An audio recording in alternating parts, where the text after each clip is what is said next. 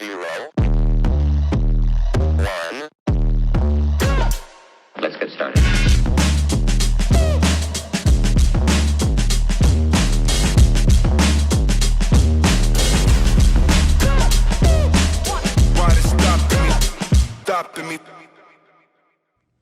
Bye, crypto bro. What's going on, crypto peeps? It's that guy again, Ball Deep Crypto. Coming at you with another video here. Let's get into it. We've just talked about the Genius Act, the Stablecoin Act. Now we're going to dive a little bit into the Anti-CBDC Surveillance State Act, which narrowly passed. So I kind of want to get into a little main points of it, pros of the bill, cons of the bill, and kind of let people see that no matter what you want, they're going to be CBDCs. Yeah, maybe not here in the U.S., but everywhere in the world. And some of your favorite, most of your favorite crypto companies are also going to be involved. So it's kind of a double-edged sword here as far as that goes. I can see why people are against it. I can see why the governments will still want it, etc., etc. So let's get into it.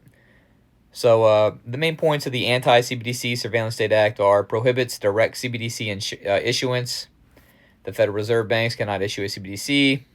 Prevents centralized digital currency, protecting financial privacy. The bars individual accounts. It limits government's ability to control personal finances directly. Prohibits indirect CBDC issuance. Closes loopholes for government-backed digital currency issuance. Bans CBDC for monetary policy. Prevents potential manipulation of economy via digital currency. Prohibits CBDC testing. Ensures congressional oversight over CBDC initiatives. Treasury restrictions. Reinforces separation of powers and currency divisions. Privacy-preserving exception. Supports private sector innovation and privacy-focused digital currencies. Now, what Grok says here, some of the pros of the bill are: protects financial privacy, limits government overreach, encourages private innovation, congressional oversight, and prevents economic manipulation. So I agree with some of those pros, actually all of them. You know, your financial privacy, of course. You don't want them to have total control, shut you off, and be the only source that you can go to as far as income goes. I mean, what's to stop them from shutting the water off, you know? Kind of like they were pressing that whole, electric car initiative and everything else, right? I mean, they just shut the power grid off. Where are you going to go? Hello, wake up. Anyways, I got a little bit off topic. I didn't really do that. Anyways, everything's not scripted here. Just yapping. I'm a yapper. I go a little bit sideways. I go a little bit this ways. It's like it says in my title. Everybody else going that way. I go the other. It's just who I am by nature. And I'm a little bit different. Cons of the bill: it hinders innovation, economic competitiveness, vague definitions is basically what it's saying, limited flexibility, and potential overreach. In summary, it says the bill prioritizes financial privacy and congressional oversight by banning CBDC issuance, protecting against government surveillance. However, it risks stifling innovation, creating regulatory ambiguity, and limiting U.S. competitiveness in global digital finance. It barely passed passed the House with a 219 to 217 vote. So we'll see where that goes. All right, let's hop right into it. What a few other people had to say about it. Again, I like to reference him a lot. This is my guy, Red Pill Pro. If you're not following him, his channel, if you're not following his Twitter, do better. That's all I got to say. The guy's on it, man. Really, anyways, he gives a little breakdown of it about the CBDCs, and actually a lot of this makes sense. I mean, no matter what, whether the government directly says they're going to be involved, from what I took from it, or they're not directly, they're still involved. Here's what he had to say. In a system where banks issue their own stable coins via tokenized deposits, essentially creating a form of retail CBDC, without a centrally issued digital currency, the Federal Reserve can still maintain significant control through several mechanisms. Here we go. I'll just give you a PowerPoint of it. I'm not going to go after everything. If you want to, obviously, follow, like the guy.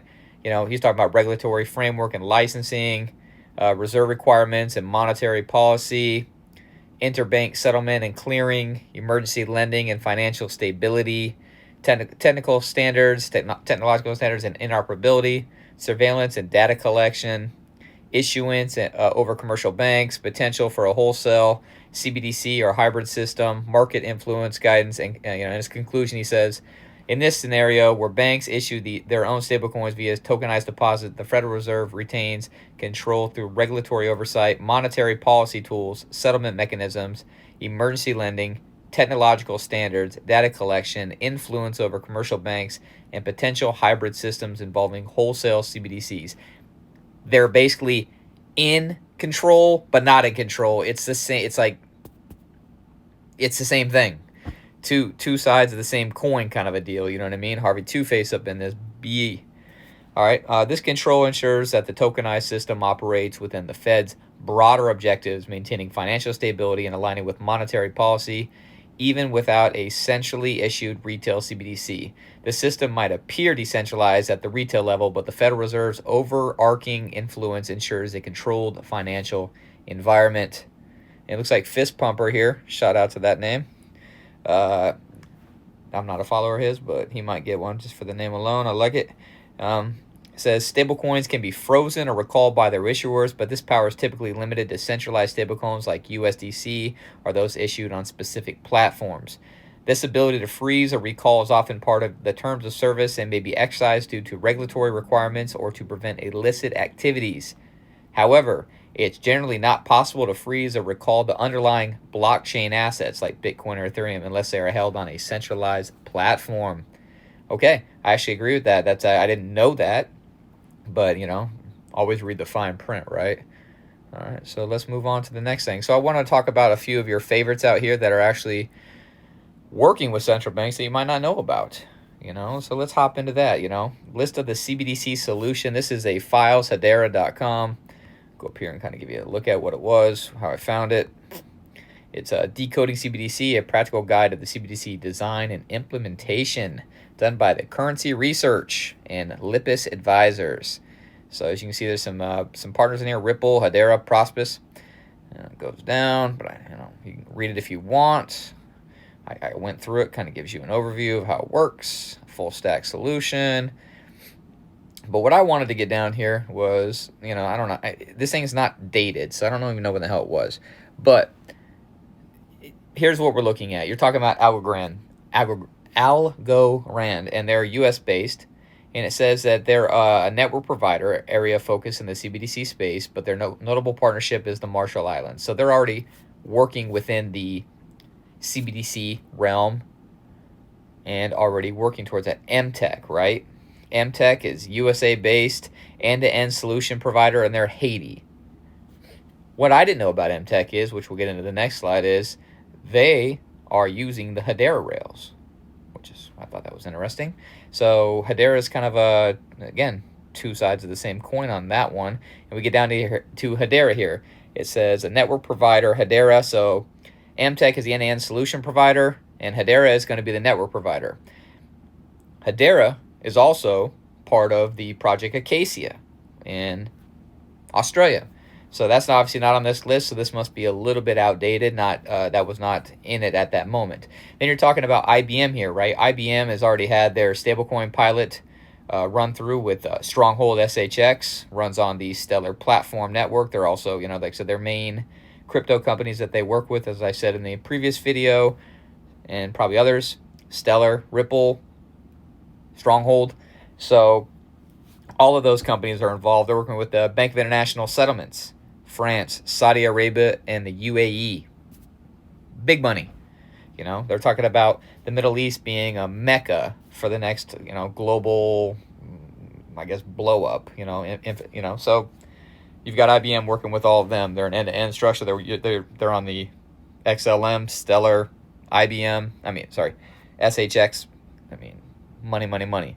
You've got MasterCard here. MasterCard's taken everywhere. Everybody's probably got a MasterCard in their wallets, as well as Visa and American Express. They're running it right now, a CBDC sandbox, and they're working with the Bahamas. So these are all CBDC projects that all of us, R3, USA, XDC, Kakistan, Sweden, various Bank of International Settlement Projects, Dunbar, Helvata, Yura. Sorry if I mispronounced those.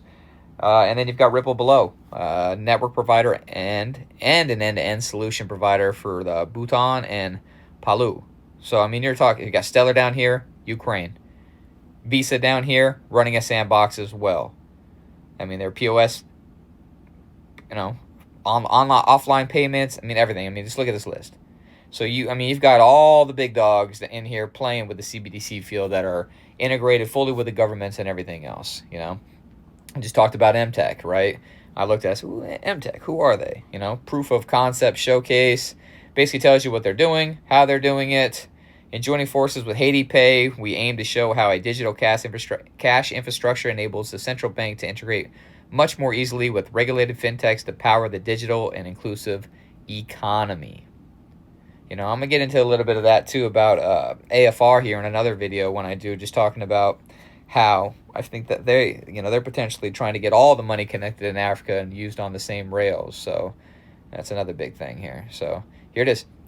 With real-time settlement using a distributed ledger technology, Hedera network, funds become available to recipient within seconds, therefore potentially increasing liquidity in the economy. So there you go. There's MTech, there's Hedera, there's a connection. Let's go over here and let's look at what a CBDC sandbox is.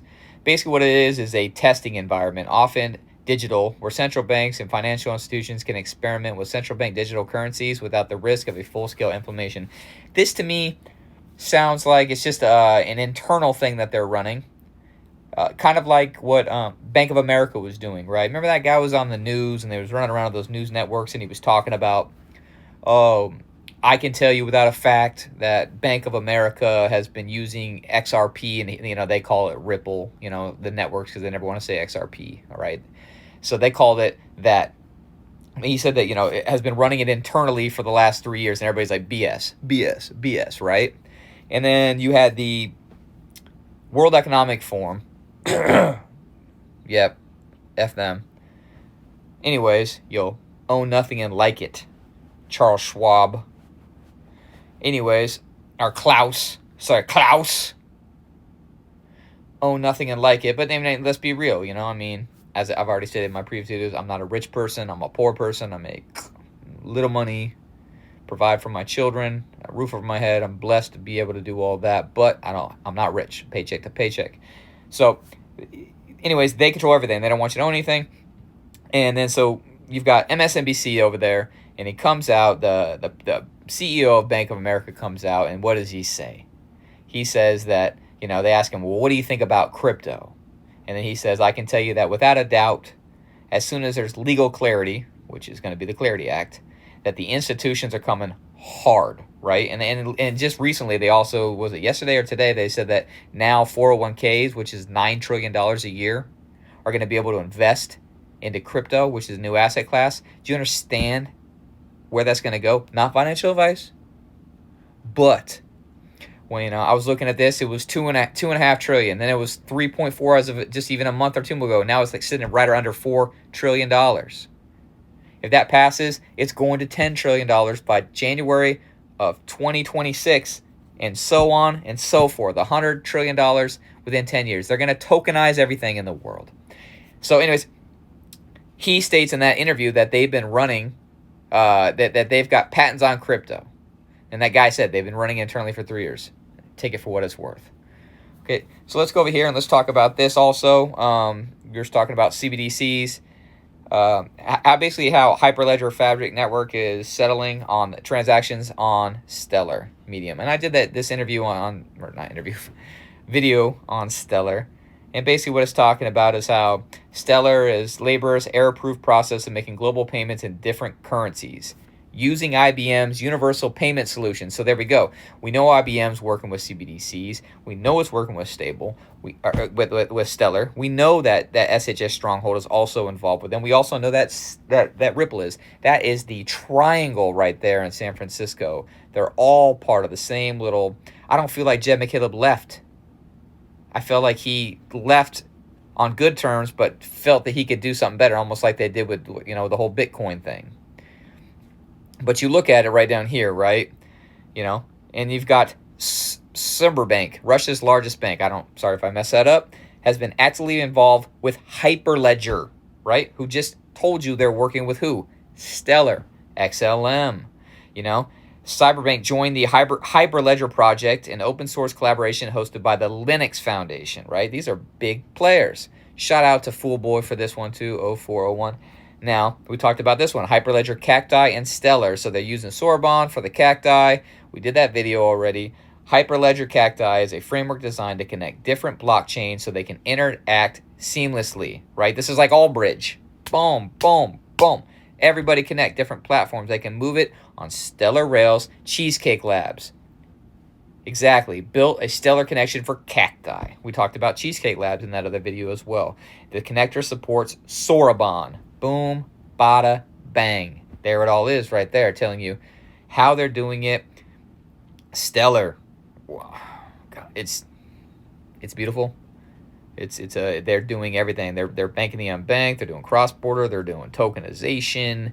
They're working with banks. They're working with people. They're working with nonprofits. They've already got established rails and everything. I mean, just Hedera, Stellar, can't go wrong, in my opinion.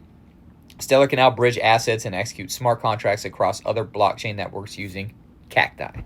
Developers can build apps that leverage Stellar's speed and low fees. Very fast, very low fee. And Sorbonne's getting the upgrade too with Project 23 as well. So it not only that, it's going to be faster. You're going to be able to do multiple transactions on the same. Just forget about it. Zodia Custody, DTCC, Stellar. They're in on everything.